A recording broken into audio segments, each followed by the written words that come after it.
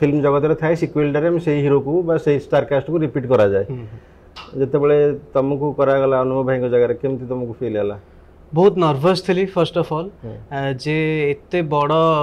माने अनुभव भाई जो लेवल स्टारडम को धरते प्रथम सिनेमा परठू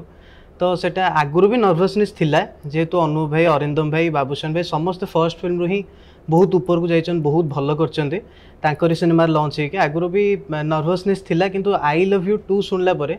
टिके बेसी एक्साइटेड अपेक्षा नर्वस बेसी थिली जे केमिति कैरेक्टर टिक प्ले करिवे एक्सपेक्टेशन अछि ताको फुलफिल करि परिबे कि नाही लोक माने ग्रहण कर परिबे ना नाही केति कि ट्रोल हेबी केति भल पाइबे पाइबे सब जिंस को नै कि एबेर कथा को सरी गला आई लव यू 2 रिलीज हला एबे जहा तमर थिला एक्सपेक्टेशन जो नर्वसनेस रिलीज हे गला पर एबे कोन हो तुमको लागु छी से जो एक्सपेक्टेशन लोक माने कर अछि त फिल अप करि परछ मु जेतिक लोक सिनेमाटी को देखी चंद बहुत वाइड रिलीज पाइलानी सिनेमाटी दुर्भाग्यवशत